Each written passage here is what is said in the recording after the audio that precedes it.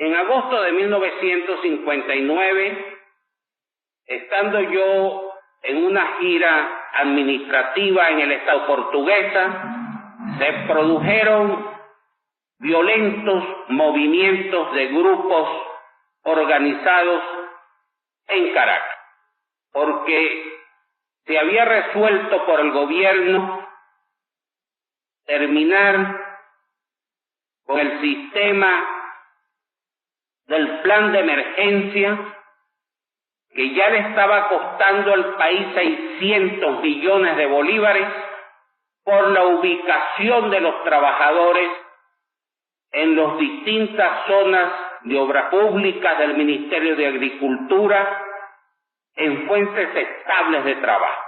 Esto lo pedía clamorosamente la opinión pública y los propios trabajadores responsables. Entonces se produjo una serie de motines en Caracas. Regresé rápidamente a la capital de la República y se tomaron medidas reclamadas por la necesidad de mantener el orden público.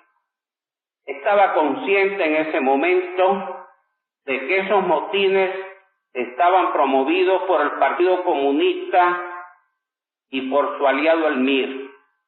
Tan es así que recibí en este mismo despacho una llamada telefónica del entonces gobernador del Distrito Federal, ingeniero Francisco Carrillo Batalla, en que me decía que un grupo de dirigentes de esos partidos parlamentarios, ellos comprometiéndose a que la gente volviera a sus casas y el gobierno comprometiéndose a mantener el plan de emergencia.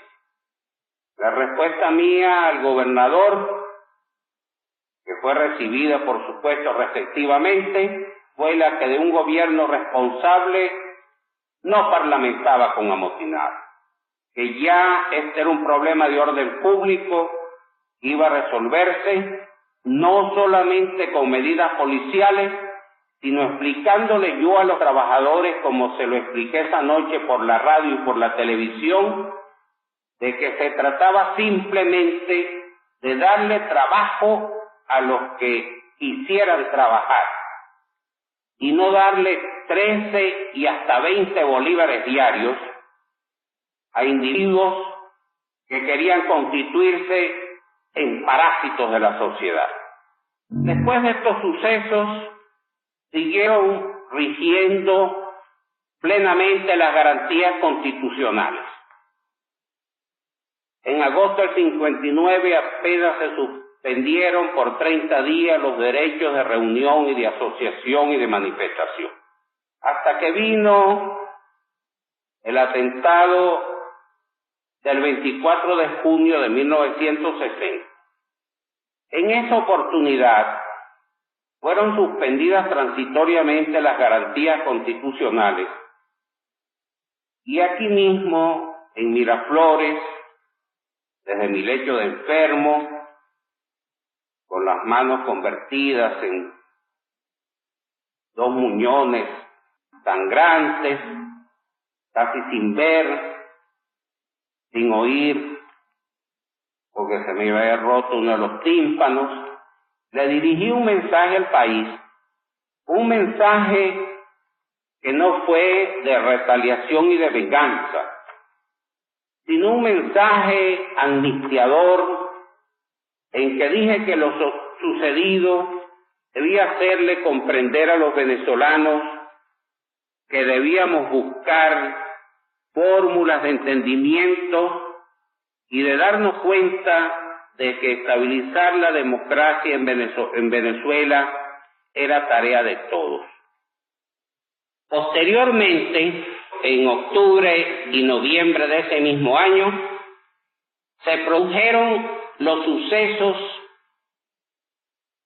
que toda Venezuela recuerda, y muy especialmente los caraqueños, porque fue el epicentro de ese intento franco y decidido de insurrección popular del Partido Comunista y del MIR. Debe recordarse que durante 3 días estuvo la ciudad en manos de bandas de zagaletones, incendiando autobuses, destruyendo comercios, asaltando civiles y personas uniformadas.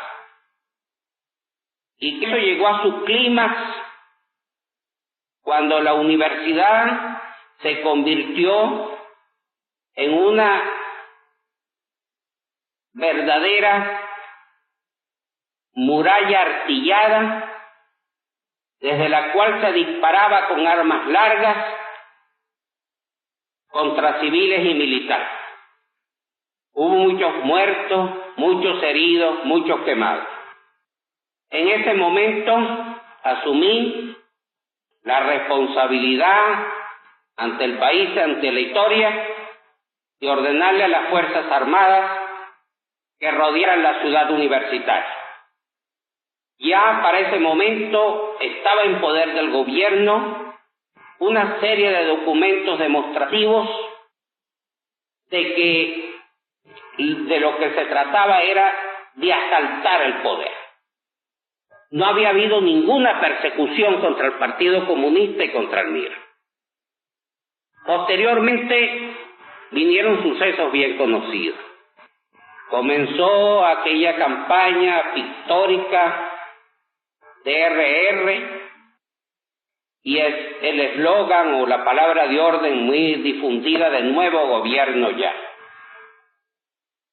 En documentos de esos partidos, del Partido Comunista y del MIR, se señalaba que la única salida para Venezuela era la salida de la acción armada.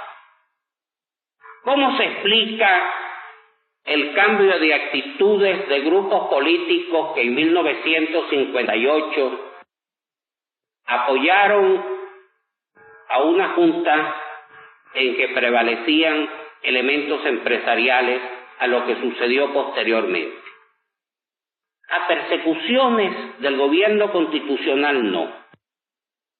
El cambio se operó porque llegó el régimen de Fidel Castro en Cuba. Y el régimen de Fidel Castro estableció en Cuba un régimen de tipo totalitario y comunista. Y entonces los comunistas de Venezuela y de los demás países de América Latina recibieron de Cuba no solo el estímulo de la posibilidad de establecer un régimen comunista en cualquier parte del continente, sino dinero y consignas de promover la acción armada. Este proceso de abierto desafío del Partido Comunista y el MIR a las leyes de la República culmina con los levantamientos armados frustrados, derrotados de Carúpano y de Puerto Cabello.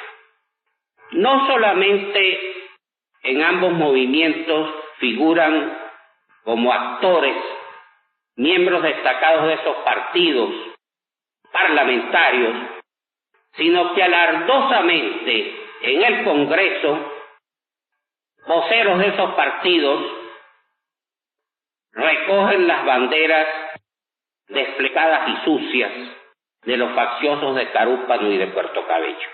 Esto llevó al gobierno a decretar la inhabilitación de esos partidos, con apego a la Constitución, que establece que en Venezuela los ciudadanos pueden organizarse en partidos políticos siempre y cuando utilicen métodos democráticos.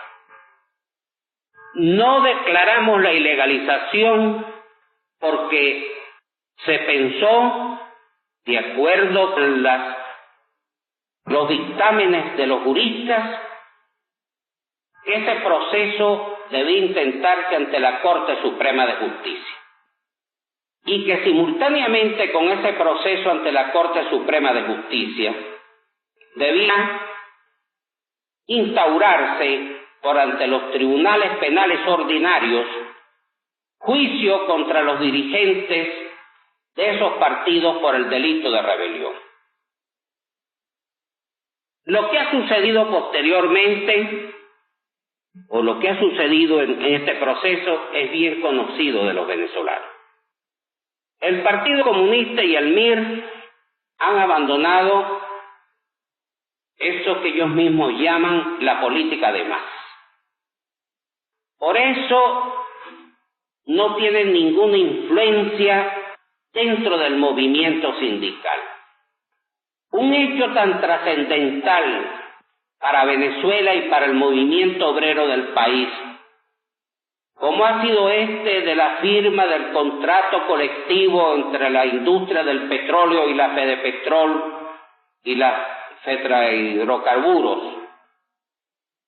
que regulariza por 3 años las relaciones entre los trabajadores del petróleo y la industria, que concede aumentos a los trabajadores estimables en 200 millones de bolívares, de los cuales 70 millones ya son debidos por las compañías a los trabajadores por el carácter retroactivo del contrato, que establece la estabilidad y una serie de ventajas que, si son lógicas, que las otorgue la industria petrolera por lo poderosa que es, también es claro que no puede exigirse al resto de la industria que opera en el país que de esas mismas condiciones.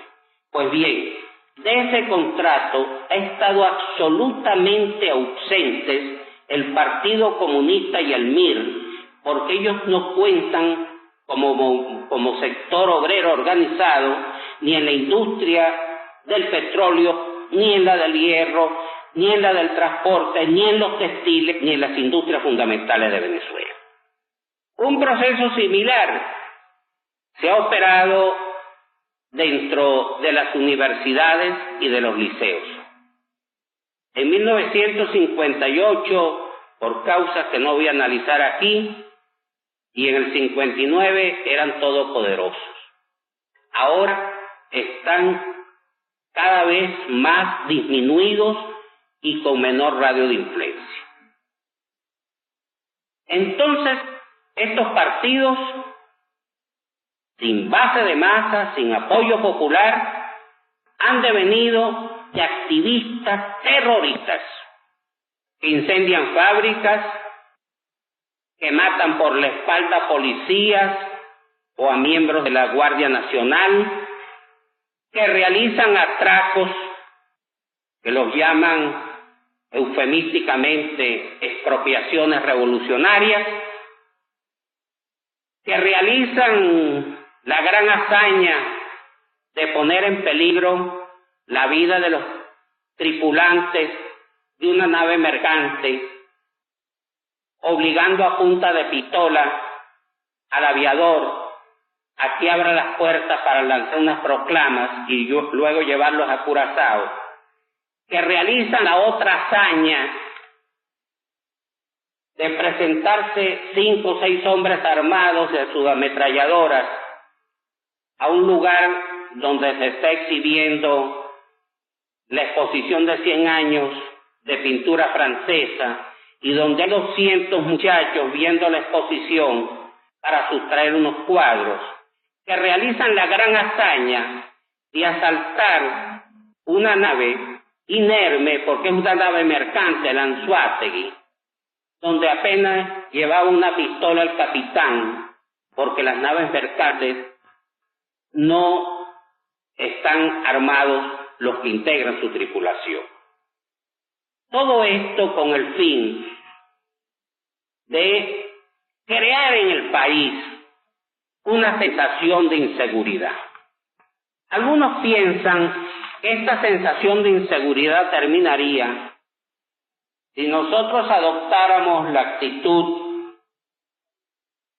de ese caballero a quien Andrés Eloy Blanco calificaba de hijo de la Gran Bretaña, señor Chamberlain, si se adoptara una actitud de apaciguamiento, de cobardía colectiva, y entonces la nación, el gobierno y la sociedad trataran de quién a quién, con dos grupos políticos que han perdido su fisonomía ideológica y se han convertido simplemente en bandas terroristas. El gobierno no piensa así. El gobierno no puede retirar de la Corte Suprema de Justicia la petición razonada que se le hizo a través del Ministerio del Interior para que declare ilegal a los partidos comunistas y movimiento de izquierda revolucionario. Ya salió de nuestras manos ese proceso. Está en manos de otro poder del Estado, tan autónomo y tan soberano como el Congreso y como el Ejecutivo.